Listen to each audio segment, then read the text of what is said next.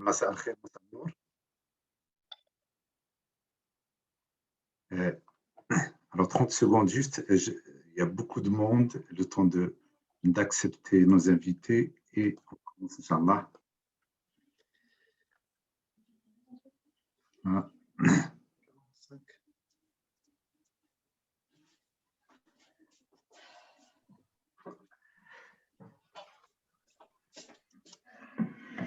صوت مسموع؟ Oui. Très bien. مساء الخير، مساء النور مشاهدينا ومتابعينا الكرام عبر قناة مغرب الضفتين. أسعد الله مساءكم وأوقاتكم بكل خير وتحية طيبة لكم أينما كنتم داخل المغرب وخارج المغرب. معروف أن الندوات يعني عندنا متتبعين كثار سواء داخل المغرب وخارج المغرب. مرحبا بالأصدقاء والمتابعين الكرام سواء كانوا في المغرب ولا في كندا، في أمريكا، في أوروبا، في الشرق الأوسط. مرحبا بكم في هذا اللقاء المباشر في حلقة جديدة من سلسلة الندوات الصحية الرمضانية اللي كينظمها الائتلاف الجمعوي لتنمية المغرب الشرقي لو كادر اورينتال اوروب بمناسبة شهر رمضان المبارك. عاده الله علينا وعليكم وعلى الأمة الإسلامية بالخير واليمن والبركات. ندوة اليوم حول موضوع الصوم والكلى، ومعنا ضيف الشرف للحديث عن هذا الموضوع مباشرة من مدينة فاس العاصمة العلمية المملكة المغربية البروفيسور طارق السقلي الحسيني. أهلا وسهلا ومساء الخير وشكرا لقبول دعوة الدكتور طارق، تفضل. شكرا جزيلا، شكرا على الدعوة، تنشرف بها وتنحصل لي شرف كذلك أنني نتلاقى مع الناس من خلال هذه المنصة الرقمية، مع الناس في جميع أنحاء العالم اللي توصل لهم الأصداء ديالكم الإيجابية جدا. شكرا على الاستضافة مرة أخرى. شكرا جزيلا. بالعكس احنا اللي نشكرك دكتور بروفيسور طارق السقلي حسين. كنعرفوا لاجوندا ديالك وكنعرفوا انه الوقت ثمين، ولكن شكرا، واكيد انه تكون الافاده عام، لان هذه الندوه ما شاء الله كثار من الناس اللي كيتبعوه. والحوار والمحاوره الدكتور طارق السقلي معنا مباشره من باريس الدكتور عماد الحفيظي. اهلا وسهلا وشكرا لقبول الدعوه. شكرا جزيلا سي عبد الخالق. Merci pour l'invitation. Pour moi, c'est un honneur de modérer ce webinaire avec un éminent et je dirais une sommité de la médecine au Maroc, donc un maître que tout le monde connaît, un maître aussi au front qu'on a vu sur tous les plateaux, tous les webinaires pendant toute cette crise Covid, mon ami et mon cher professeur Tariq Sqli. Merci pour l'invitation, Sir. شكرا جزيلا. وكما قلت انه موضوع الحلقه هو الصوم والكلى. Alors, je disais en introduction, dans cette série de webinaires ramadanesques, le cadre oriental Europe vous invite à une nouvelle conférence débat, cette fois-ci sous le thème rein et jeûne, avec notre professeur Tariq Sqli al-Husseini, professeur de néphrologie et président de Société marocaine de néphrologie, chef de service de néphrologie au CHU de Hassan II à Fès et vice-doyen de la faculté de médecine et de pharmacie à Fès. الكل كيعرف انه الكل كيتكلم كذلك عن الكلى او الكليه، وكنعرف واحد الكليه والاهميه ديالها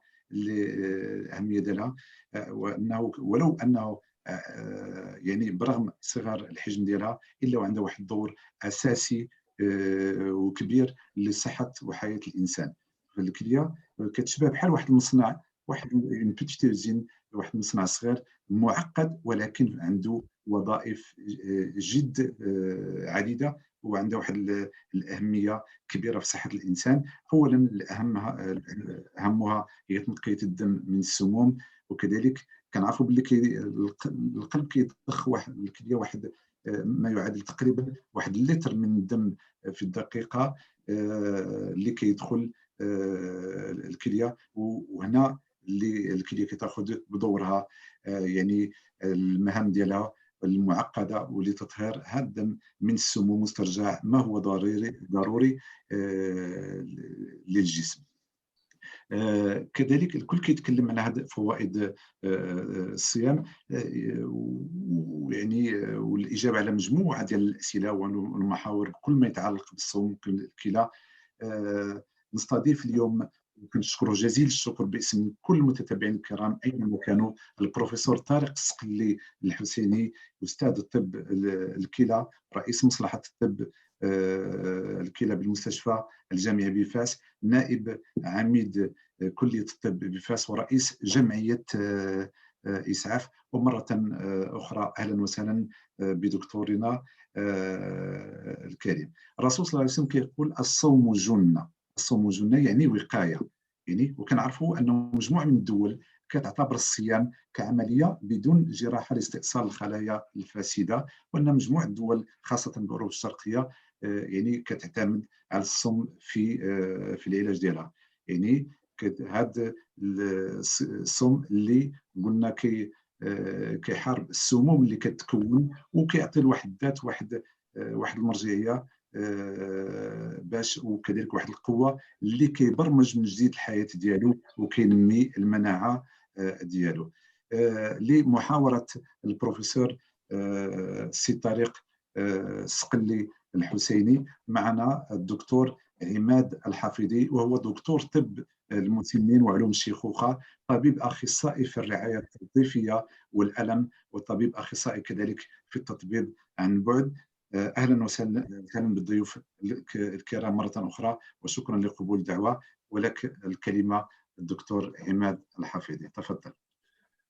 Shukran jazilan, Sir Abd Khalaq. Merci beaucoup pour cette belle introduction. Je pense que tout le monde est réuni aujourd'hui autour de ce webinaire pour apprendre. Je pense que c'est une opportunité que tout le monde va saisir auprès de professeur Sqli. Donc, on sait pertinemment que souvent, c'est les mêmes questions qui sont récurrentes chaque année en termes de jeûne et ramadan. Le jeûne et la santé on va dire des gens. Et souvent, la sensibilisation, elle a toute sa place pour éviter d'avoir on va dire des conséquences négatives liées au jeûne. Donc, sans trop m'étaler, on a quand même l'expert qui est mieux placé pour parler de cette thématique, surtout en ce qui concerne le jeûne et le rein, ou plutôt la fonction rénale. Donc, ma première question qui va rejoindre un peu tout ce qu'on sait, déjà de façon générale, la question, je vais la poser en arabe, mais je fais à chaque fois des petites synthèses, et même professeur Sqli, il le fera aussi s'il le souhaite. سؤال اللي يبغوا يعرفوا المستمعين من ناحية الصيام، الفوائد ديال الصيام على الصحة بشكل عام وعلاقته مع صحة الكلى. يعني de façon générale, quelles sont les vertus positives sur la santé des gens en termes de jeûne, et de façon spécifique, quel est le lien entre le jeûne et le rein. À vous la parole, cher professeur. شكرا جزيلا لهذا السؤال اللي تيمكنني انني نتكلم على الوظائف ديال الكلى والعلاقه ديالها بالصيام والمحاسن ديال الصيام العديده. احسن مقدمه هي نرجعوا الايات من القران الكريم اللي تتكلم على الصيام، واللي تتبين من الاول انه كاين فوائد كثيره ديال الصيام. ما غاديش نعدد الايات، ولكن غير باش نقول انه من جهه تتبين المحاسن والحوايج الايجابيه اللي غنتظروها من الصيام، ومن جهه اخرى تتعطينا مباشره من بعد الرخصه في الحالات اللي الصيام غيقدر يكون تيشكل فيها شي ضرر على الجسم ديال الانسان وعلى الصحه ديالو. وبالتالي يقول الله تعالى: ومن كان مريضا او على سفر فعده من ايام اخر يريد الله بكم اليسر ولا يريد بكم العسر. صدق الله العظيم. مباشره من بعد تلقاو اذا انها غادي نقلبوا على الصيام للناس اللي تيوالمهم هذا الصيام، وهما الاغلبيه ديال الناس. ملي كنشوفوا الاحاديث ديال الرسول صلى الله عليه وسلم والسيره النبويه، وتنلقاو دائما صوموا تصحوا، اللي هي تنطبق على العديد من النقط خلال اللي متعلقه بالصيام في شهر رمضان او خارج شهر رمضان. والعلم في العديد من النقاط تطرق لهذه الايجابيات العديده. هنايا اختاريت مجله اوروبيه، ولكن علاش؟ باش نقول انه الصيام تيتدرس في جميع انحاء العالم، في جميع الديانات وخارج الديانات كذلك. وهنايا تنقراو لو جون بياناتر ايمونيتي كونسير. ولتحت منها الا شفتيو في لو سو تيتر رمضان كاريم يوم كيبور، يعني الديانات السماويه كاملين اللي فيها هذا الصيام والعلاقه ديالو بالمناعه، بالحمايه من امراض كالسرطان مثلا، والصحه العامه ديال الانسان. ملي تنجيو نشوفوا الصيام دابا في المغرب من خلال المديريه الساميه، المندوبيه الساميه للتخطيط، لو كوميساريا او بلان اللي تعطينا احصائيات، وهذا تلقاو بحث في قاعده المعطيات ديالهم، تلقاو 7 ديال الابحاث اللي تمت على رمضان من ناحيه ديال الاستهلاك. وهنايا تلقاو انه ما ينفقه المغاربه ترتفع، خصوصا بالنسبه للمأكولات ب 37% خلال هذا الشهر. وتلقاو انه العادات ديال المغاربه تتغير. وملي تنقول المغاربه يمكن نقول على العديد من دول العالم كذلك، كل الناس اللي تيمارسوا الصيام، ولكن خاصه في دول المغرب العربي والمغاربه والمغاربيين اللي في اوروبا وفي بقيه انحاء العالم. تنشوفوا انه بطبيعه الحال الممارسه الدينيه تترتفع، ولكن كذلك كاين تاثير على النوم اللي تنقص، كاين تاثير على السويع ديال الماكله، السويع ديال المشاهده ديال التلفازه، وعلى العمل اللي تنقص. يعني المغزى من رمضان ماشي ولا بدا في التطبيق في الواقع، تنعيشوه بحال اللي طلبوا منا الدين ديالنا الحنيف. وهنايا كاين درت صور للعديد من العادات. كاين الناس اللي بداو يمارسوا الرياضه بينما ما كانوش يمارسوها من قبل، واش عندها شي تاثير؟ الماكله ديالنا اللي ما تتبقاش ماشي داكشي اللي خصنا نديرو. التراويح محرومين منها هذا العام، ولكن من العادات اللي تتصاحب شهر رمضان. النوم اللي ما تيكونش منضبط، وتنشوفوا انه في ذاك الاحصائيات ديال المندوبيه الساميه للتخطيط تتقول لنا انه عدد ساعات النوم نقصات بصفه كبيره، وهذه حاجه متوقعه. كاين الجوده ديال النوم كذلك اللي تتغير، كاين الاقلاع عن بعض العادات والتاثير ديالها. ودرت حتى تصويره ديال هنا باش نقول لكم من انه من بعد مره تنتعداو الصيام وتنتعداو العادات ديال رمضان باش نمشيو حاجه. وباش ما نطولش، ملي تنهضروا على رمضان والصيام راه ماشي العام كامل بحال. انا اختاريت مدينه فاس، اختاريت عام 2000 وعام 2017. علاش؟ لانهم اقصر واطول رمضان. لانه رمضان تيضرب الدور هذا العام كامل في 33 سنه، والا شفتيو 17 عام راه حنا غنمشيو من الاقصر من 11 ساعه و34 وما كاينش الصهد، ل 16 ساعه و24 و40 درجه في فاس. اذا هذا رمضان راه تيختلف والصوم تيختلف، اذا ما يتاح في رمضان وما هو مباح فهو كذلك تيختلف. دابا شنو العلاقه ديال هادشي كامل مع مرض الكليتين ولا مع الكليتين بصفه عامه بلا ما نتكلموا على الامراض؟ الكليتين تيقوموا بادوار متعدده، منها كما ذكرتيو من السي عبد الخالق اكد عليه هو تصفيه الدم، ولكن كذلك الحفاظ على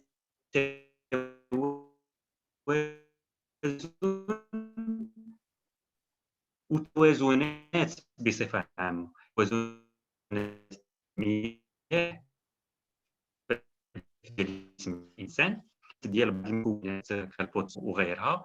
والدور الثالث هو انتاج بعض الهرمونات في الضغط الدموي كتحكم خلال واش كاين شي تاثير على هذا الشيء كامل؟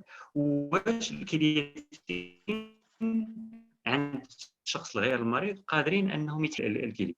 غنمشيو لمعطيات علميه تنمشيو لقاعده المعطيات الامريكيه بوبميد وتنشوفوا انه ملي تنكتبوا صيام رمضان تيخرجوا لنا 1300 مقال في قاعده معطيات اللي تتشمل مجلات محكمه اللي عندها مصداقيه كبيره.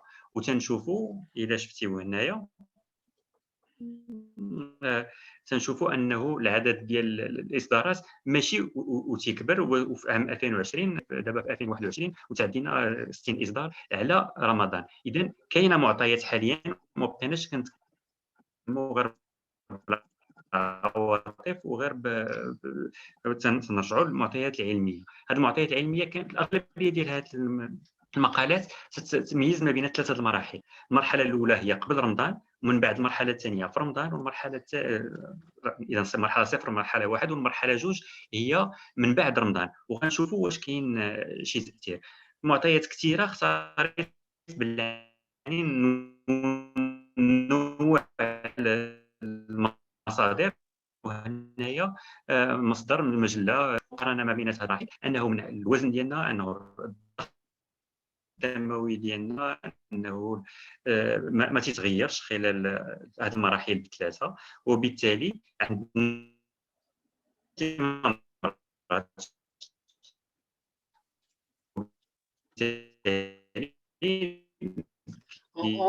هما تيقوموا بواحد الدور. Professeur Sqali, on a un problème de réseau.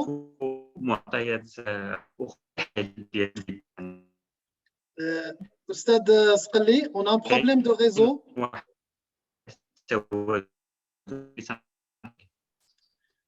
Oui. C'est Tariq Sqali, professeur Sqali, on a un problème de réseau. Est-ce que on a un problème de réseau? C'est assuré. TG.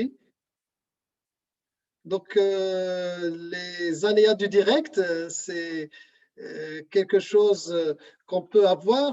Donc, professeur Sqali, le temps qu'il retrouve la connexion, donc je vais rebondir un petit peu de façon synthétique sur les points qu'il a abordés depuis le début par rapport aux jeunes et le rein. Ah ben, il est de retour. Il est de retour parmi nous. Professeur Sqali, on avait un problème de connexion, c'est les aléas du direct, on a l'habitude, ça arrive. C'est Sqali, le micro. Est-ce qu'on peut activer le micro de Sqali? Donc, oui, il faut activer le micro. Ah, c'est bon, je pense qu'il va s'activer. Mais on ne vous entend pas, c'est Abdelkhalek aussi, micro coupé. أستاذ طارق تفضل. Le micro, il faut lui activer le micro. Là, c'est bon, c'est bon. C'est bon maintenant. C'est parti.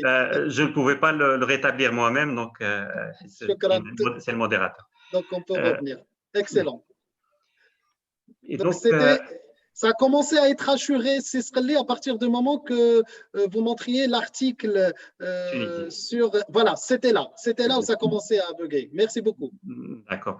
Je vais arrêter la vidéo juste pour permettre une meilleure connexion. D'accord. Et donc je disais كنت نقول انه هذا المقال التونسي تبين انه خلال مختلف المراحل ما وقعش تغير في الوزن، ما وقعش تغير في الضغط الدموي ولا تونسيون، وانه التوازنات بقينا متحكمين فيها. وملي كنشوفوا حتى التحاليل تلقاو انه ديك التحاليل تتبين حفاظ على التوازن عند الناس الاصحاء اللي ماشي مرض. من الادوار قلنا ديال الكليتين انه ما يمكننا من توازن ديال المياه. وهنا كذلك تنشوفوا مقال اخر الحفاظ على نسبه المياه في الجسم في مختلف المراحل. كل شيء تلاحظ انه في رمضان تنبولو قل، لانه الجسم ديالنا تيحاول يحافظ على هذه المياه ديالو، وبنفس الطريقه الحوايج اللي ما كنشوفهمش يحافظ على بعض المواد كالصوديوم والبوتاسيوم وغيرها. هنايا بما اننا تنتكلموا على هذه الكميه ديال البول، تنشوفوا خلال من هذا البحث اللي في ماليزيا دوله مسلمه اخرى، انه كاين تغيرات في هذا الافراز ديال البول بالتوازي مع الحاجه ديال الانسان للمياه في رمضان مثلا، ومختلف المواد هنا الصوديوم، بوتاسيوم، بيكربونات، مختلف المكونات. بالنسبه للبوتاسيوم تنشوفوا كذلك انه الافراز ديالو تيكثر من بعد الافطار، لانه تنتناولوا في السحور في الافطار ديالنا التمر وهذا مواد اخرى اللي فيها البوتاسيوم بزاف، وفي المراحل الاخرى تينقص. هادشي كله عند الناس اصحاء اللي ما عندهمش مشكل. في مرحله اخرى يمكننا نتكلموا على الناس الغير اصحاء، وهنايا فاش هاد الادوار هذه اللي تنشوفوها تتمر بسلاسه والتحكم فيها بسيط وواضح وعنده فعاليه، اذا كان عندنا مشاكل صحيه يمكن تكون الامور اصعب من بعد. Excellent. Merci beaucoup, cher professeur, pour toutes ces explications. Je vais faire de façon synthétique pour les gens qui nous suivent en étranger et depuis la France et d'autres pays. Donc, c'est Tariq Sqali, il a rappelé sur les vertus du Ramadan en faisant référence d'abord à toutes les religions qui en parlent, y compris dans beaucoup d'études scientifiques qui montrent les vertus du jeûne sur la santé de chacun et chacune. Le jeûne a été, on va dire, avec le Ramadan exactement et le jeûne, il y a plusieurs études, notamment celles qui ont été faites au Maroc, qui montrent qu'il y a des changements dans les habitudes, on va dire les habitudes sociétales, et qui dit changement, il y a bien sûr des répercussions sur le mode de vie, et que ce soit le religieux, le loisir, les repas. Donc les gens passent beaucoup plus de temps devant la télé, y compris le travail, avec la baisse on va dire de la durée ou plutôt de l'efficacité au niveau du travail, et aussi des répercussions au niveau du sommeil. Il a aussi mis en avant que le jeûne change en fonction on va dire des saisons, parce que dans les années 2000, on jeûnait en moyenne 11 heures. Maintenant, en 2017, il y a un jeûne moyen de 16-17 heures. Et puis, il nous a fait des belles références, des études à travers les études, notamment celle qui a été réalisée en Tunisie sur les répercussions, plutôt les conséquences du jeûne sur la santé d'une personne, on va dire 10-5, qui n'a aucun problème de santé, puisqu'il a été noté une stabilité au niveau du poids, une stabilité au niveau de sa tension artérielle, et puis au niveau de ses analyses biologiques en termes que ce soit sur la fonction rénale, qu'on voit au niveau de bilan biologique, voire même sur le bilan lipidique. Et aussi, il a rappelé aussi de certains rôles, plutôt de fonctionnalité des reins en termes d'équilibre hydrosodé, qui est une fonction primordiale chez chacun et chacune. Donc, on voit bien le rôle primordial du rein et quel est le lien entre le jeûne et le rein. Donc, toutes ces explications nous ont été brillamment expliquées par professeur Sqali. Donc, on arrive à la deuxième partie pour parler du jeûne, ou plutôt la relation entre le jeûne, ou plutôt les conséquences du jeûne chez cette fois-ci on va dire des gens, des patients pas tout à fait en bonne santé, ou chez qui le rein ne fonctionne pas de façon normale. Donc السؤال أستاذ سقلي بالنسبة لهذه الفئة ديال الأشخاص اللي ربما عندهم أمراض مزمنة أو ربما عندهم مرض الكلي، احنا نحتاج لبعض الإضاءات في هذا النحو. هل يمكن لمرضى الكلي الصوم دون أي تأثير؟ وفي هذا النطاق ما هي التوجيهات التي تعطونها ليكون صومهم بدون تأثير أو خطر على صحتهم؟ وشكرا جزيلا. شكرا على هذا السؤال. هذا هو سؤال الساعة. كل سنة ملي تيبدا يقرب رمضان تيرجع نفس السؤال، مع اختلاف مع الاراء المسبقه اللي عند الناس. كاين اللي جاي هو باغيك تقول له يمكن لك تصوم، وكاين اللي جاي هو متخوف، وكل واحد عنده الموقف ديالو. تنرجعوا دائما للمعطيات العلميه. قبيله قاعده معطيات ملي سولناها شحال كاين مقال على رمضان قالت لنا 1300 وشي حاجه. دابا ملي تنقولوا لها في هذوك المقالات 1300 شحال اللي هضروا لنا على الوظيفه ديال الكليتين، وتلقاو انهم 100 بالضبط.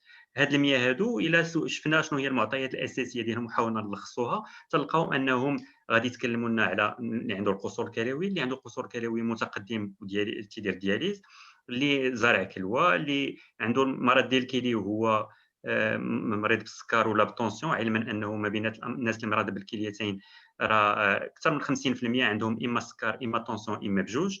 وكاين الحجر في الكلاوي وغيرها من المعطيات. كاين هاد 100 مقال تيقولوا لنا تعطيونا بزاف المعلومات، ولكن كاين كذلك بعض المعطيات اللي يمكننا نستقيوها من مصادر اخرى، خاصه هنايا مؤسسه الحسن الثاني للابحاث العلميه والطبيه حول رمضان، اللي كانت نتشات ولا صدرات العديد من التوصيات. وما بين هاد التوصيات تنلقاو هاد التوصيات على شكون هما الناس اللي ما يمكن لهمش يصوموا. تنشوفوا من خلال واحد المؤتمر اللي كان تنظم في 1997 درت باللون مغاير مالادي كرونيك انستابل و نون ستابيليزي، امراض المزمنه الغير مستقره ولا اللي ما قدرناش نوصلوا فيها للاستقرار رغم العلاج. وكاين كذلك الامراض المزمنه اللي فيها مضاعفات.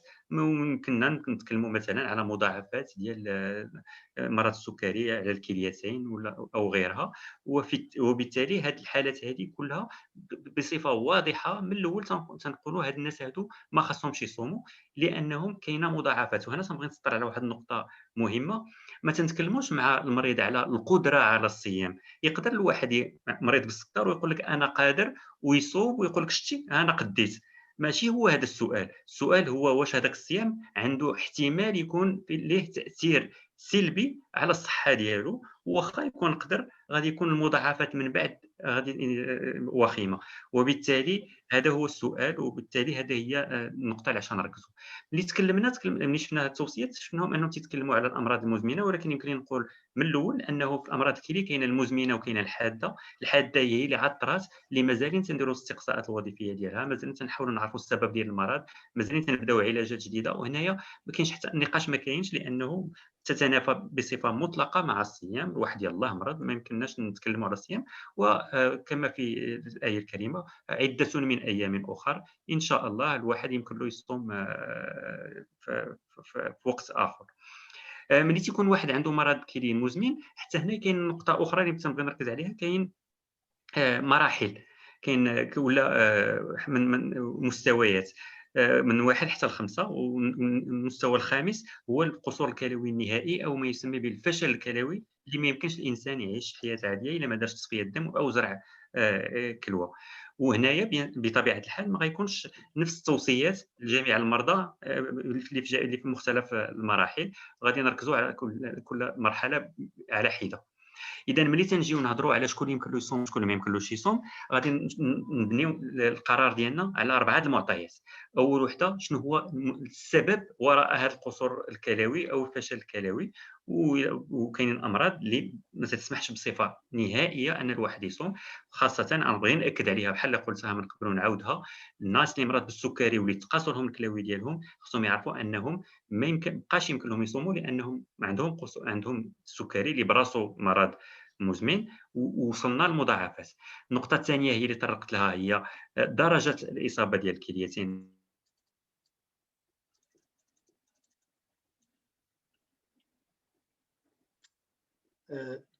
Je pense qu'on a perdu la connexion. Donc, pour rebondir un peu sur ce qu'expliquait le professeur Sqali sur les maladies chroniques, ou plutôt les maladies chez qui, on va dire, il y a une contre-indication absolue du jeûne. Il a insisté sur le fait déjà les gens qui ont une insuffisance rénale aiguë, la question ne se pose même pas, puisque ces gens-là, ils doivent pas jeûner. Donc, قصور كلوي حاد، هاد الناس ما غاديش يصوموا، دونك ما يقدوش يصوموا. بالنسبه للناس اللي عندهم قصور كلوي مزمن، يعني les gens pour ce qui est des gens qui ont une insuffisance rénale chronique, il y a plusieurs stades en allant du stade 1 au stade 5, et puis il y a des sociétés savantes qui ont bien établi des recommandations, plutôt des consensus, pour dire que chez certaines, on va dire pour tout ce qui est insuffisance terminale, parce que ces gens sont dialysés, la question ne se pose pas puisqu'ils ne peuvent pas jeûner. Après, on était en train de parler aussi des maladies chroniques plutôt instables ou non stabilisées par les thérapeutiques habituelles. Ça veut dire que الناس عندهم أمراض مزمنة ولكن رغم الأدوية تبقى هذه الأمراض يعني ماشي مستقرة. هاد الناس يعني on a insisté أستاذ سقلي بأنه ils peuvent pas jeûner. أو لا كاين الأمراض المزمنة اللي عندها مضاعفات، les maladies chroniques compliquées, ces gens-là, ils ne peuvent pas jeûner.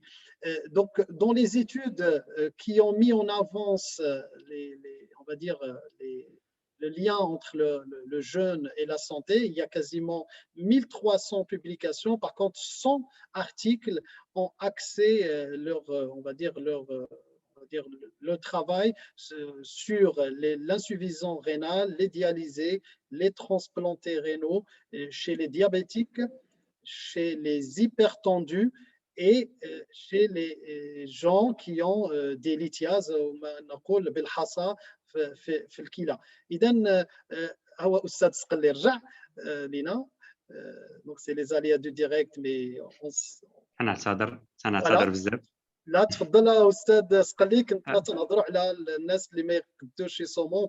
on était sur la partie des contre-indications absolues du jeûne. ولكم الكلمه، تفضل. غيرت الوسيله ديال الاتصال لانه بالاورديناتور ما بغاش تخدم، دابا بالتليفون تنتمنى هذه المره دوز احسن. وكنت نتكلم على واحد البحث درناه تصدر في مقالات علميه في العديد من المجلات حول الصيام ديال المرضى اللي عندهم قصور الكلوي، وقمنا به في 2010 في مدينه فاس، اللي خدينا فيها الاشخاص البالغين اللي متبعين عندنا بصفه منتظمه في مصحه امراض الكليتين، اللي عندهم الوظيفه ديال الكليتين مستقره خلال السنه الماضيه، واللي قرروا انهم يصوموا 2010 بناء على الحوار اللي كان داز بيناتنا، والقرار كان تيرجع لهم. حنا شنو اللي ضفنا، بما انه كنا تنقولوا مازالين عندنا نقص معطيات، حنا مازالين في 2010 كنا تنقولوا غادي نراقبوهم ونشوفوا شنو غادي تعطي الامور من بعد ما كان الموافقه ديالهم ومن الموافقه ديال لجنه الاخلاقيات على هذه النقطه هذه. وبطبيعه الحال اي هذوك الناس اللي تكلمنا، الشرائح اللي تكلمنا عليها اللي ما يمكن لهمش يصوموا، كلهم ما قبلناهمش يشاركوا معنا في هذا البحث هذا، لانه من الناحيه الاخلاقيه ما يمكنناش نغامروا بالصحه ديال الناس.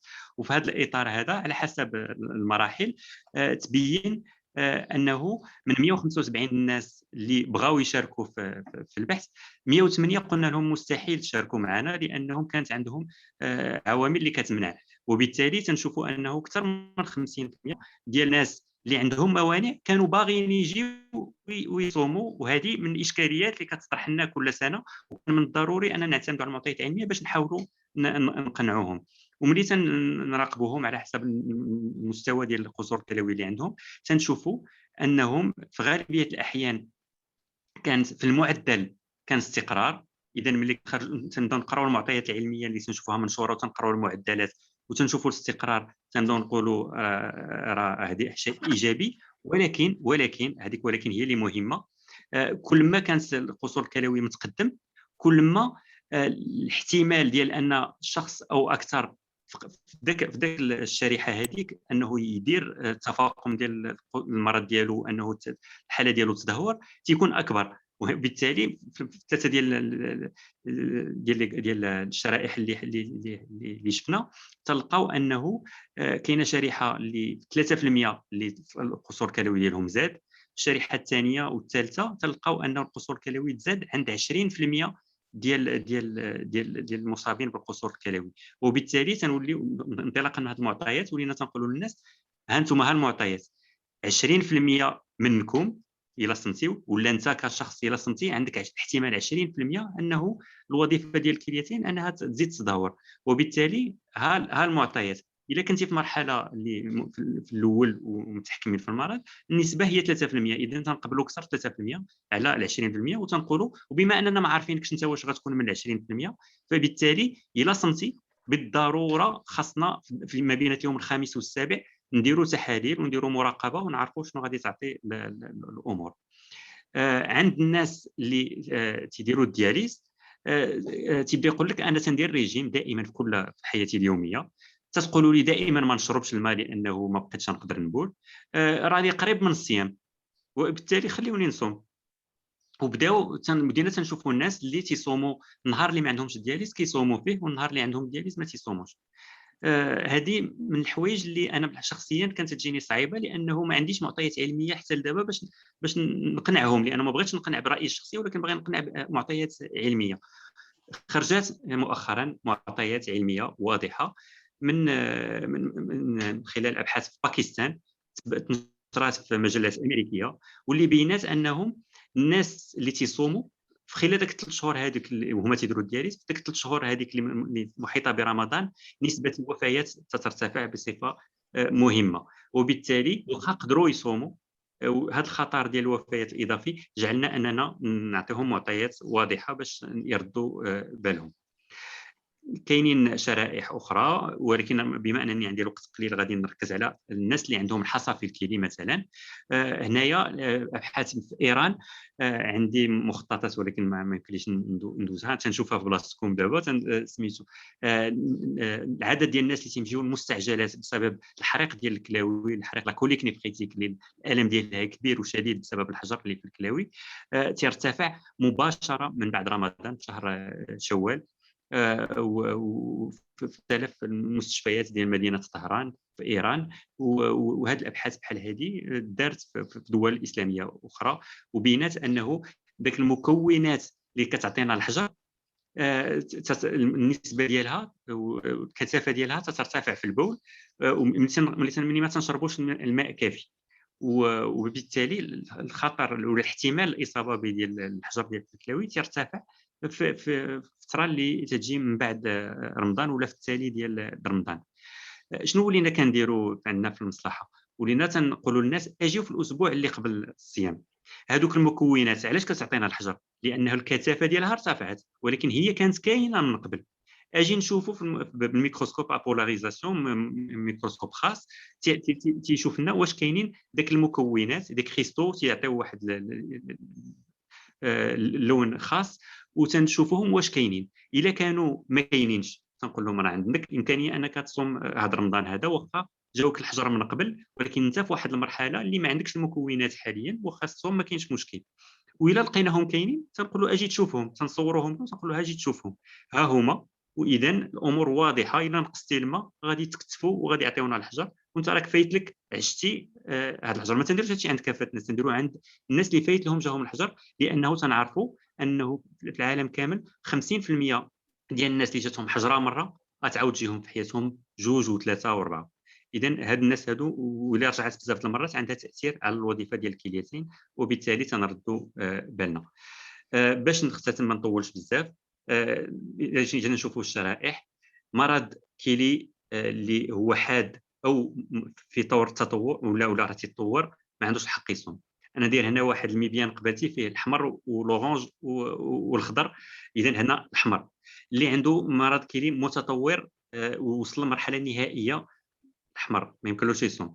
في مرحله بين وبين تنديروها بالمراقبه، اذا البرتقالي.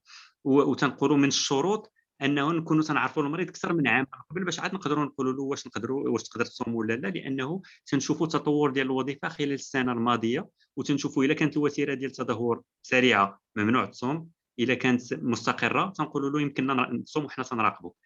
الا كان بالسكر ممنوع، الا كان تيدير الدياليز تقريبا ممنوع ولكن مراقبه صارمه. اذا كان زرع كليه غادي يمكن في غالبيه الاحيان يمكن له يصوم. اذا كان ارتفاع الضغط الدموي متحكمين فيه غالبيه الاحيان يمكن له يصوم. واذا كان الحجر في الكلاوي بصفه متكرره تنراقبوا بالتحاليل قبل، وفي غالبيه الاحيان ما يمكنلوش يصوم. وفي كل الاحوال تيبقى من الواجب ديال الطبيب انه يصاحب المريض ديالو كيفما كان الاختيار ديالو. انا دابا بالقناعه ديالي غادي نقدر نقول له باعتمادا على المعطيات العلميه ها شنو تنصحك، ولكن القرار الاخير تيرجع لك. تنتمنى انك تتبع النصيحه ديالي، ولكن حتى الا قدر الله ما تتبعتيش النصيحه ديالي تيبقى من الواجب ديالي اني نتبعك. علاش نقول هذا الشيء للمرضى من الاول؟ لانه تنخاف انه المريض يقول وبما انني ما تبعتش النصائح ديال الطبيب ما كاينلاش نمشي عنده، تيولي ما متبعش النصائح وعليه خطر، وخطر اضافي لانه ما عندوش تتبع من طرف الطبيب. وبالتالي من الاحسن نركزوا على هذه النقطه هذه ونقولوها من الاول. تنشكركم. تنحاول نكون هضرت على هذه المعطيات بالزربه، ولكن يمكن لي نرجع في الاسئله اذا كان شي حاجه نطرقوا لها باكثر. شكرا جزيلا أستاذ صقلي. Merci beaucoup pour ces brillantes présentations. Je pense que vous avez fait le tour. D'ailleurs, même parfois, il y a des questions. Vous répondez aux questions au fur et à mesure qu'on avance dans le webinaire. Sur la deuxième partie, parce qu'à un moment donné, on s'est coupé, j'avais repris un peu les points que vous avez évoqués en termes de contre-indication absolue. Sur le cas de l'insuffisance rénale aiguë, la question ne se pose même pas. Et par rapport aux insuffisances rénales chroniques, vous avez fait le déroulé des contre-indications absolues, notamment chez les patients qui ont insuffisance rénale terminale, les dialysés, les transplantés. Vous avez insisté sur un point très important qui d'ailleurs peut changer le dogme de la médecine, c'est l'aspect préventif. Vous avez insisté à ce que les patients ou leur entourage n'hésitent pas à consulter le médecin avant ce mois de Ramadan. On n'hésite pas de le dire chaque année, mais il faut y insister. On a de plus en plus de patients, plutôt de gens qui ont des pathologies chroniques, qui ont plusieurs pathologies chroniques et entre autres l'insuffisance rénale. Et en plus, rajouter ça, c'est souvent des personnes âgées. Et on sait très bien que la symbolique du Ramadan et chez la personne âgée, c'est une grosse symbolique. Donc, du coup, on a tout un travail pédagogique à leur apporter. Il a bien expliqué, cet arrêt, avec les références scientifiques, on arrive à expliquer, à montrer les preuves. Beaucoup de choses, on les a montrées. Moi, ce qui m'a beaucoup intéressé, c'est surtout l'article où clairement l'étude qui a été faite au Pakistan qui montre un lien entre le jeûne et la mortalité. Et ça, c'est une preuve vraiment très importante pour que chaque patient, bien évidemment, il assume, mais surtout ce qu'il a mis en avant, professeur Sqali, c'est que même s'il n'adhère pas à ces conseils, il faut garder le lien avec ce patient parce qu'il peut assumer, mais ce n'est pas parce que je fais ce que j'ai envie de faire, c'est que je ne retourne pas voir le médecin en cas de complications. Et c'est ça le rôle aussi du médecin, d'accompagner son patient, même parce que parfois on dit il y a les bons et les mauvais patients, mais on a aussi ce devoir d'accompagnement. Donc je ne vais pas trop m'étaler, mais on va ouvrir les questions. Il y a beaucoup de questions. Il y en a certains qui émanent de grand public. Il y en a certains aussi qui viennent de médecins. Tiens, il y a une question, je pense qu'elle vient d'un collègue que je connais, Dr Sharaf, et d'ailleurs vous avez répondu une partie des questions de la réponse. Au niveau des cabinets et des urgences, on voit de plus en plus de crises de coliques néphrétiques, ce que vous avez expliqué au moment du jeûne. Lui, sa question, elle est la suivante. Dans ce cas-là, faut-il interrompre le jeûne et pendant combien de temps en moyenne? Oui, j'ai répondu en partie, mais l'élément important, c'est que il y a, comme c'est un collègue, le test à faire, c'est la cristallerie. Et d'une part, parce que la constitution des cristaux précède leur agrégation, puis la constitution du calcul lui-même. Et donc, les personnes qui ont déjà fait un antécédent de calcul et qui ont des cristaux sont amenées à refaire, à récidiver. Et le principal conseil qu'on leur donne en dehors du mois de Ramadan, c'est de boire 3 litres d'eau par 24 heures, donc c'est une grosse quantité, et qu'elle soit répartie sur les 24 heures. Parce que très souvent, les patients nous disent, je suis capable de la boire entre le Maghrib et Sahur. On leur dit, c'est la répartition sur 24 heures. D'ailleurs, dans les autres jours, quand ils nous disent, on leur dit toujours, terminez avant de dormir, buvez un grand verre d'eau. Le patient nous répond, mais si je bois un grand verre d'eau, je vais me réveiller à 3 heures du matin. On leur dit, c'est une occasion de boire un autre grand verre d'eau. Parce que c'est ça le meilleur remède à la récidive des lithiases urinaires, en plus du traitement de la cause quand elle est curable et qu'elle est connue. Donc, c'est ça ma réponse. Très souvent, il ne faut Oui. pas jeûner. Merci pour la réponse.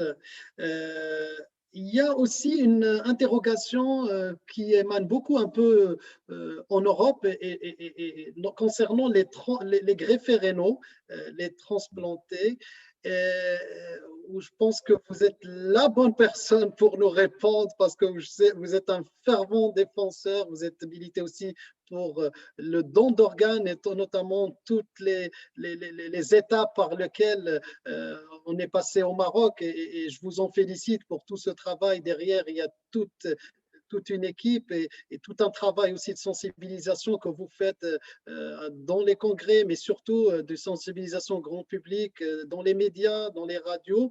Donc, la question qui est assez récurrente concernant ces greffés rénaux, à partir de quand un transplanté rénal peut jeûner? Oui. Un transplanté rénal, c'est quelqu'un qui devrait retourner à une vie presque normale avec des médicaments, avec des précautions et avec une surveillance. Et donc, très souvent, les motivations des dialysés ou des personnes en insuffisance rénale pour se faire transplanter, c'est le retour à la vie normale. Et le retour au Ramadan est un symbole du retour à la vie normale, à la vie conjugale, à l'Hajj quand ils veulent aller au Hajj, etc., à manger normalement, etc. Et donc, c'est tout de suite demandé quand le patient va bien après la transplantation. En général, notre accord, c'est de ne pas jeûner le Ramadan après la transplantation parce qu'on a besoin de temps pour se stabiliser, pour retourner à une vitesse de croisière, pour avoir un recul sur l'évolution de la fonction rénale et des différents paramètres, pour avoir aussi la possibilité de réduire la dose des médicaments qui sont à des doses maximales en post-transplantation. Et donc, mais à partir du deuxième Ramadan, si tout va bien, en général, les patients, quand ils ont une fonction rénale normale et stable, ils peuvent jeûner. Au Maroc, on a une difficulté par rapport à l'Europe, c'est que tous les médicaments ne sont pas disponibles. Et donc, certains médicaments qui doivent, surtout immunosuppresseurs qui sont là contre le rejet, ne sont pas disponibles en administration une fois par 24 heures. Et comme on les donne une fois toutes les 12 heures, quand Ramadan fait 17 heures, c'est impossible de jeûner. Et très souvent, les patients cherchent à se les procurer en Europe pour pouvoir jeûner le mois de Ramadan. C'est ça la principale difficulté, mais pour ceux qui prennent un médicament une fois par 24 heures, ça, le problème ne se pose pas. ما رديتش بالي جاوبت بالفرنسيه كنا متفقين Non, انني mais je نجاوب pense que بالعربيه. c'est clair, c'est très clair. Maintenant, il y a une question, mais plutôt dans l'autre sens. D'ailleurs, je connais et ça fait plaisir de retrouver même des collègues avec qui je n'ai pas échangé pendant des années qui sont là. C'est Dr Aitali qui pose plutôt dans l'autre sens. À partir de quel délai, cette fois-ci, un donneur vivant de rein pourrait-il accomplir le jeûne et à quelles conditions? Ça, c'est dans l'autre sens aussi. Oui, ça c'est le donneur. C'est une excellente question. Oui. Le donneur peut le faire la semaine après le don. Il n'y a pas de problème. Excellent. Le donneur, il a des douleurs pendant 3 jours post-opératoires à gérer et il revient à sa vie normale comme tout le monde. Donc c'est clair, il y a plein d'autres questions.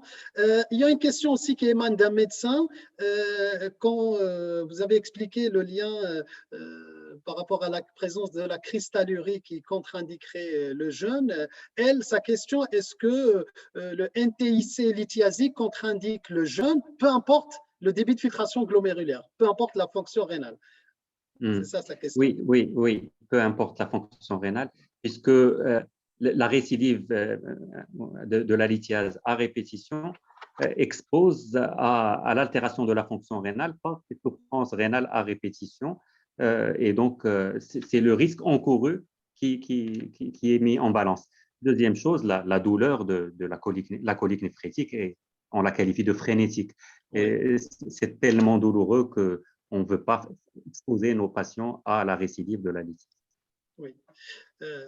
Donc, je vais rajouter un point que vous avez évoqué, concernant l'hydratation et on va dire, et la personne âgée. Donc, vous savez, je ne peux pas m'empêcher de ne passer à côté, et on sait pertinemment qu'il y a des éléments qui conditionnent le jeûne chez le sujet âgé, que ce soit en termes de durée, en termes de chaleur, et en termes aussi des comorbidités. Donc, une personne âgée aujourd'hui au Maroc qui a une insuffisance rénale, comment vous, dans votre pratique, vous arrivez à faire ce gros travail qui est un énorme travail de prévention auprès de leur entourage ou leur aidant principal, et pour leur expliquer que ça peut être dangereux chez le sujet âgé? On sait pertinemment que la sensation de la soif, elle diminue avec l'âge, la perception de la chaleur, il y a tout un faisceau d'éléments physiologiques qu'on voit avec le vieillissement, et pour que ça ne soit pas délétère sur leur état de santé. Donc, nous, on aimerait bien aussi connaître de votre expérience au Maroc, quels sont les arguments, parce que aussi on a cette population un peu partout dans le monde, et on aimerait bien, nous, ces recommandations que vous faites pour les publier à haut niveau, plutôt dans beaucoup de sociétés savantes ici en Europe, parce qu'on a beaucoup de gens de confessions diverses qui font le jeûne, et notamment le ramadan, puisque on parle des musulmans. Comment on peut s'approprier ces recommandations? Et moi, personnellement, j'ai envie d'ouvrir une consultation dédiée en hôpital de jour pour ces patients-là d'origine, on va dire, qui font le ramadan, et afin qu'on leur explique avec les recommandations, parce que là-dessus, je pense qu'on a à apprendre de vous, parce qu'il y a des recommandations. Vous avez parlé de la Fondation Hassan II. Donc, qu'est-ce que vous en pensez? كاين بزاف ديال النقاط اللي يمكن نركزوا عليهم، ولكن اول وحده هي التواصل. التواصل مع هذه ماشي ما كانتش اصلا من الحرفه ديالنا، ولكن من الضروريات ديال الخدمه ديال الطبيب، والحمد لله اللي ولات تتقرى التواصل دابا في كليه الطب اللي ما كانش من قبل. وفي هذا الاطار هذا اول نقطه هي انها تنقولوا للمريض اننا حنا شكون اللي غادي يغلب، واش انا نقنعك انك تفطر وانت تحاول تقنعني انك تصوم؟ لا، حنايا رحنا في نفس المركب، وحنا انا الربح ديالي انك انت تكون في صحه جيده وانك ما يكونش عليك خطر. النقطه الثانيه، انا طبيب مسلم او مسلم طبيب، وبالتالي حتى انا ما باغيش ندير ذنوب، وحتى انايا باغي نكون رمضان هو الفرصه انني ندير الاجر ونمارسو كاملا، وبالتالي ما تنصحك الا لانني مقتنع ان هذيك مصلحتك ومبني على هذا الاساس هذا. النقطه الثالثه، واخا الناس يكونوا ما قارينش، عندنا بزاف ديال الاميين في المغرب وفي العديد من الدول تيبقاو très sensible l'argument scientifique. مثلا ملي تيشوفك تهضر معاه بمعطيات علميه وتقول له انا ما تنهضرش معك برايي الشخصي، ها شنو دار وشنو دار، تلقاه تيتصنت لك وتيسمع واخا ما قاريش. هذه النقطه اللي مهمه كذلك. وكاينين النقطه الرابعه، تنقول له دائما كيف ما كان القرار ديالك نبغي نعرفه، وكيف ما كان بحال اللي قلت قبيله، انا كطبيب راه حنا الفريق الطبي كله راه باقي معك، وملي تنعرفوا انه راه غادي باغي يصوم، خصني عندي جوج شروط. خصني يكون على الاقل شهر ديال الاستقرار قبل رمضان، ما بغيتش انا الايام الاولى د رمضان هي فاش نكون تنقاد الدواء، لانه انا عارفو غادي يصوم مثلا لو ديوريتيك اللي غادي يجعل انه يبول اكثر وانه يوقع له اجتفاف. سميتو تنحاول انني نغيرو ولا نحصل على توازن قبل. الا كنت غادي نحيدو قبل رمضان ونرجعوا من بعد رمضان، نفضل نحيدوا 10 ايام قبل رمضان ولا 15 يوم قبل رمضان ونشوف شنو واقع بدك الايام اللي من بعد. اذا كاين واحد الاستعداد، وهذا الاستعداد تنقول له الا ما علمتينيش بالقرار ديالك والا ما خديناش القرار مجموعين راك غتحرم راسك وتحرمني انا من الامكانيه انني نعاونك في خلال الايام اللي قبل رمضان بالاستعداد لهذا رمضان. تتبقى النقطه الاخيره هي المتابعه، وتنتفقوا على شنو هي دي علامات الخطر. هذه علامات الخطر انا تنقولوها مجموعين باش انك الا بديتي تتعرف عليها خاصك تخبرني بها. تنتكلموا دائما على المريض الشريك، الباسيون بارتنير. تعدينا المرحله ديال التربيه العلاجيه ليدوكاسيون ثيرابوتيك دو باسيون باش نهضروا هذه المره على لو باسيون بارتنير الشريك ديالنا، وهذه الشراكات تقتضي اننا نربحوا بجوج ان شاء الله. وي صحيح. On parle du patient acteur de sa prise en charge aujourd'hui. Oui, on est dans cette dimension. Je pense qu'on a vu que la médecine, au fil des années et des siècles, on est passé d'une médecine paternaliste, où c'est le médecin qui dicte un peu les règles, plutôt à une médecine où le patient il est acteur de sa prise en charge. Donc, il y a certainement d'autres questions. Donc, je vais me retourner vers Abdelkhalq Hassini, parce qu'il a aussi le regard sur les autres réseaux sociaux et s'il a des questions, s'il y a des questions, il ne faut pas hésiter à nous les poser. Merci Ahmed, merci beaucoup professeur Tarek Hassini. Il y a énormément de questions. D'ailleurs, je trouve deux questions, toutes les questions sont pertinentes, mais deux questions qui se répètent, sachant que voilà, j'ai laissé les coordonnées de notre plateforme. N'hésitez pas, si vous pouvez nous contacter pour toute communication, pour toute interaction, proposition, même de sujets de webinaire, etc. Et puis après, s'il y a d'autres questions, on n'hésitera pas à les envoyer à notre éminent intervenant. Et deux dernières questions de professeur Asqali. Le rapport entre la nutrition et les jeunes et rein. Quelle nutrition aide au mieux le rein à supporter les jeunes? Et la deuxième que plusieurs personnes ont posé, la deuxième question, pour une IRA récupérée, après combien de temps le patient pourra jeûner? Oui, نبدا بالسؤال الثاني. المرض القصور الكلوي الحاد، une insuffisance rénale aiguë، دائما اللي تصاب بها تبقى عرضه للاصابه بالمرض القصور الكلوي المزمن او مرض الكلي المزمن، لا مالادي رينال كرونيك. ça reste un facteur de prédisposition. وبالتالي تنبقاو دائما رادين بالنا عند هاد الناس اللي داروها اكثر من بقيه الناس. تيبقى من بعد شنو هو السبب اللي ادى لهذاك القصور الكلوي الحاد.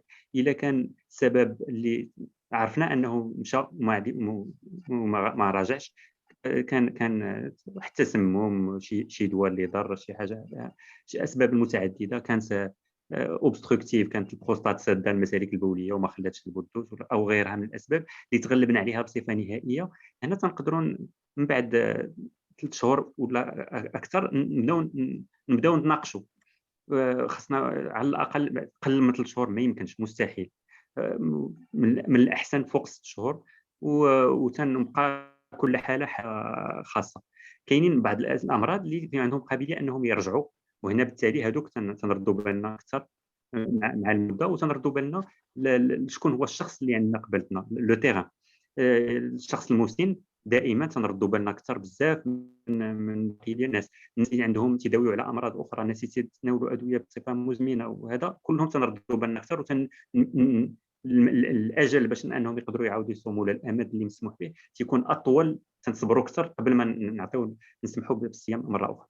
النقطه الثانيه تكلمتي عليها هي التغذيه والحميه والتغذيه السليمه. شنو الحاجه اللي يمكن لها تعاون باش اننا نتفاداو مرض الكلي المزمن؟ هنا قبل ما نجاوب على هذا السؤال هذا نرد بالي انني ما تطرقتش واحد النقطه مهمه عندها علاقه بالتغذيه، هي انه الناس اللي ما صاموش، اللي تنقولوا لهم ما تصوموش وتسمعوا ما صاموش، وهذا لانهم كان عندهم مرض القصور الكلوي المزمن. واخا داك الشيء اللي تنشوفوا انهم عندهم جوج ديال المشاكل. المشكل الاول هو انهم واخا ما صايمينش تيوليو تيتعاملوا بحال الصايمين، وبالتالي ما تيمكنلوش ياكل على برا، ما تيمكنلوش ما تيشربش قبالة الناس، ما تيبدا يتعطل على الدواء ديالو لانه خصو حتى يرجع للدار عاد ياخذهم باش ما ياخذوش على الناس، وتيوليو هكذا. هذه من جهه، وتنبداو نردوا تنقولوا ردوا بالكم من هذه التصرفات هذه، راك مريض عندك الرخصه، ما عندكش حرج، خاصك ترد بالك لهذه النقطه. النقطه الثانيه هي ملي كنجيو هو هذا ما صايمش، ولكن الفطور تحط والعائله كلها تجمعت حول المائده ديال الافطار، تيوليو عندنا شي حوايج اللي مصاب بالقصور الكلوي ما يمكنهمش ياخذهم، خاصه المواد اللي فيها البوتاسيوم بزاف، الفواكه الجافه، لي فروي سيك، التمر وهذا، وداكشي اللي عندنا في المائده ديال الافطار عندنا كثير، الحريره هذا، وتيولي تياخذ هو داكشي كامل، وتتولي الماده ديال البوتاسيوم تطلع بواحد السرعه كبيره، هو عنده قصور كلوي وتي عنده العواقب ديال هذا الشيء اللي خدا واخا ما كانش صايم. اذا هادشي كله خاصنا نردوا بالنا ليه باش نشيروا ليه من قبل. بقى دابا المرحله اللي خارج رمضان، السؤال ديالكم كان شنو هما الحوايج اللي يمكنونا اننا نتفاداو انه السرعه، بانه الوظيفه ديال الكليت تاثر بسرعه.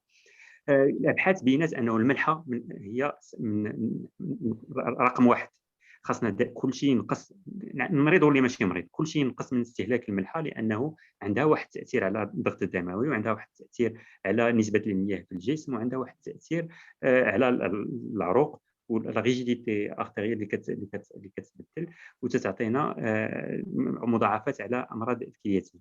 النقطه الثانيه هي البروتينات الحيوانيه، الافراط في البروتينات الحيوانيه. ملي تيكون الواحد عنده ريجيم اللي تياكل فيه اللحم بزاف والبيض والبروتينات الحيوانيه اكثر من القياس، بينات المعطيات الاحصائيات انه هاد الناس هادو تيتعرضوا للاصابه بالقصور الكلوي والسرعه ديال التفاقم ديالو اكثر من الناس الاخرين، وبالتالي تنصحوا كل شيء انه ما يتناولش اكثر من بروتينات حيوانيه وحده في النهار. الا كليت اللحم في الغداء ما ناكلوش في العشاء، وإلا كليت البيض ما ناكلش اللحم، وإلا غير هكذا تنردوا بالنا. وتنصحوا دائما الناس اللي بدا عندهم شويه ديال الاصابه بالمرض ديال الكليتين انهم دائما ينوعوا، دائما يبداو بالخضر هي الاولى، باش ملي ياكل اللحم وهذا ما يكونش فيه الجوع، باش ياكل كميه غير قليله، ونصائح اللي متعلقه بهذه البروتينات الحيوانيه. النقطه الثالثه هي المياه، وانه خص الواحد حتى اللي ما مريضش يشرب 8 ديال الكيسان ديال الماء في النهار. هذه هي النصائح ديال منظمه الصحه العالميه للحفاظ على الصحه المناسبه ديال الكليتين. بقى لنا اللي هضرت على الملحه، هي باش بديت، هي باش ما نبغي نسالي، درنا بحث في فاس في المخابز لي بولونجري ديال المدينه، وخدينا 35 بولونجري مختلفه اللي كتبيع للناس، والمخبزه ديال الحبس، والمخبزه ديال الحي الجامعي، والمخبزه ديال السبيطار، وشفنا شنو هي نسبه الملح اللي كاينه في الخبز، ولقينا انها مرتفعه بزاف.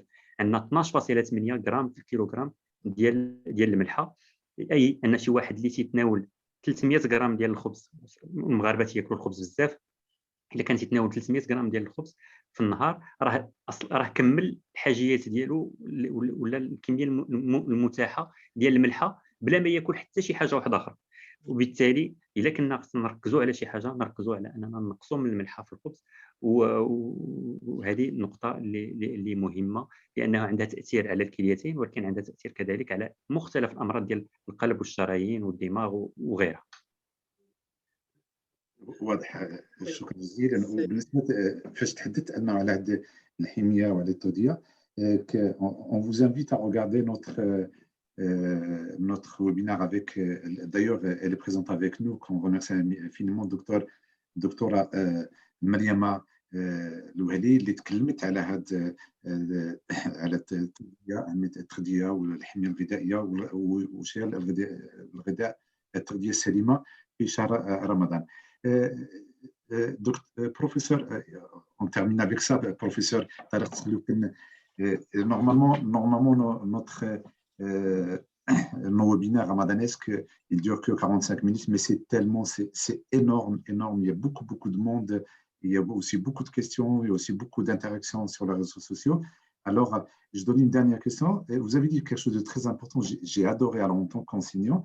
J'ai dit que pour moi, nos patients sont nos partenaires. comme il a dit, c'est Emad Al-Hafidi.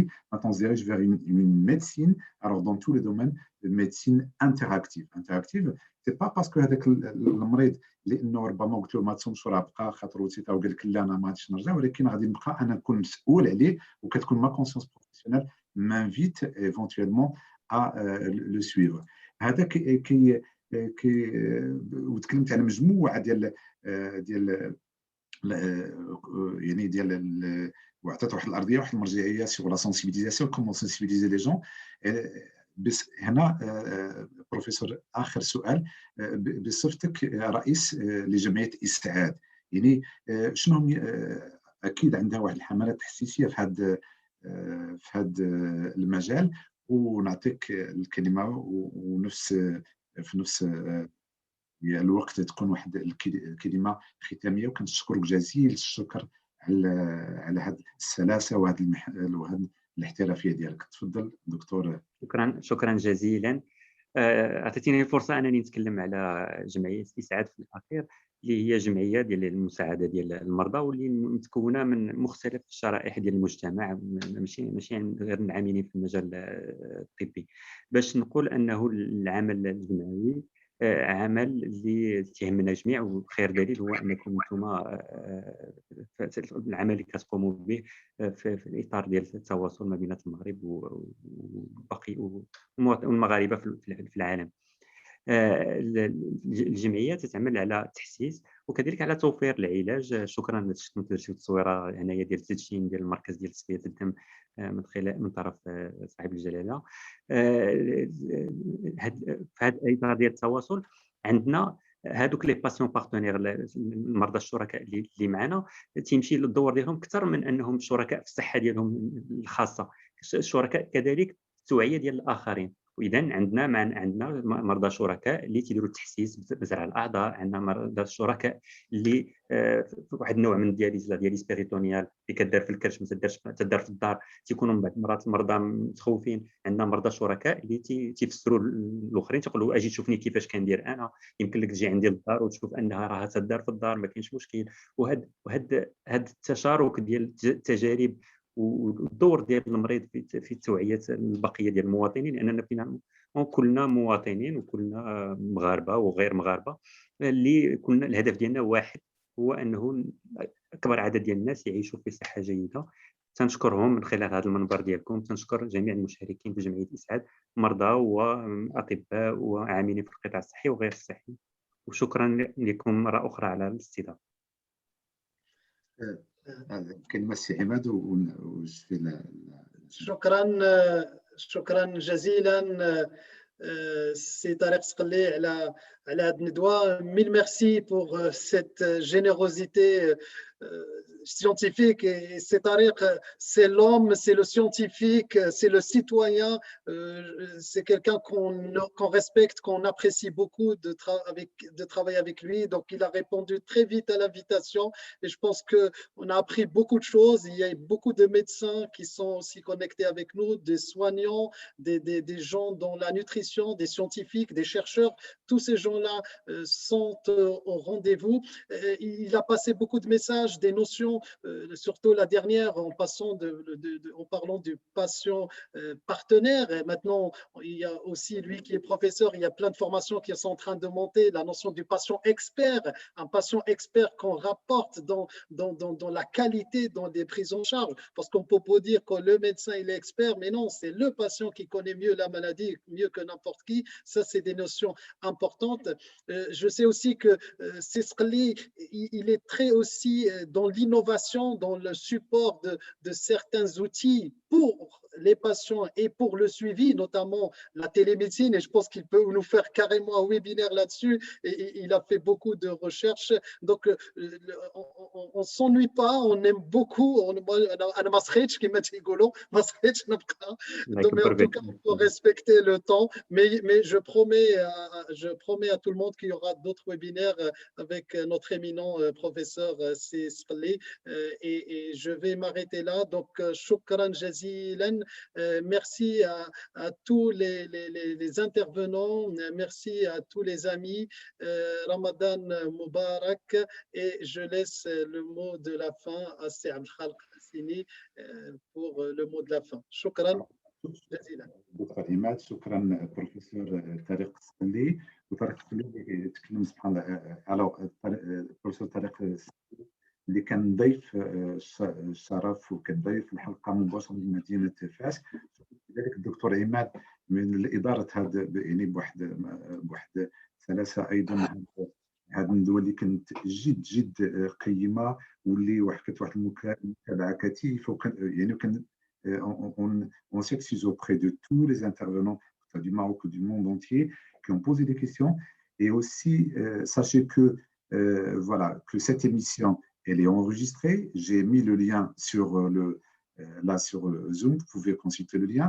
Il y a aussi la chaîne YouTube Maroc des deux rives que vous pouvez aussi consulter et revoir tous nos webinaires depuis le mois d'août. Et il y a surtout cette série ramadanesque اللي بديناها من البيرسون اجي et le jeune. بدينا كذلك التغذيه السليمه، بدينا كذلك النظام ديال تغذيه شهر رمضان، ومجموعه ديال الندوات. طارق السقلي الحسيني اللي تكلمنا انه على فوائد رمضان الإيجابية على صحة الإنسان والعلاقة ديالها بالكلى، وركز على الأهمية ديال الكلى، ولو أنه رغم يعني كما قلنا صغر الحجم ديالو إلا عنده واحد الأهمية، واحد الوظائف أولا معقدة وجد مهمة في الصحة ديال الإنسان. وفي الشطر الثاني اللي تكلمنا على يعني أصحاب مرضى الكلى قصور الكلى، واش عندهم يعني يقدروا يصوموا ولا ما يقدروش يصوموا، وإلا قدروا يصوموا إذا شنو هما النصائح والإرشادات اللي تكلمنا. وغوتيان سكيل a dit quelque chose أنه الطبيب مسؤول وكي هذيك العملية التحسيسية خاص أنه سواء كان المجتمع الإنساني أو المجتمع الطبي خاصهم أنه دائما تكون une mise à jour par rapport à sensibiliser, parce qu'il y a des patients, notamment surtout les personnes âgées qui sont malades, parce qu'ils n'osent pas par fierté, ils n'osent pas par pudeur de manger devant nos yeux, alors que Allah subhanahu wa ta'ala لا يكلف الله نفسا إلا وسعها. الله سبحانه وتعالى أنه كيسر له وكيسهل له وكأنه il l'autorise à manger. Alors toutes les familles, surtout pour les personnes âgées, on insiste pour les personnes aussi qui ont des maladies chroniques, comme il a souligné le docteur Imad et notre professeur Tariq Asqali, il faut les entourer et aussi il faut les sensibiliser et être très vigilant. On vous remercie infiniment. N'hésitez pas, on a donné les adresses mail, on a donné la plateforme. N'hésitez pas à poser des questions, à des propositions d'interaction. Il y a la Suisse avec nous, il y a tout le Maroc. Bonjour à tous nos médecins du Maroc d'ici.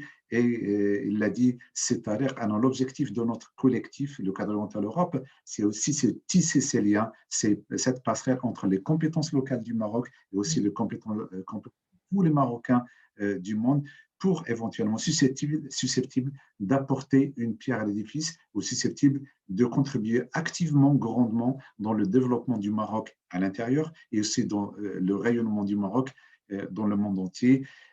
رمضان كريم، صحة فطوركم وكذلك الصيام، تقبل صيامكم وطاعتكم.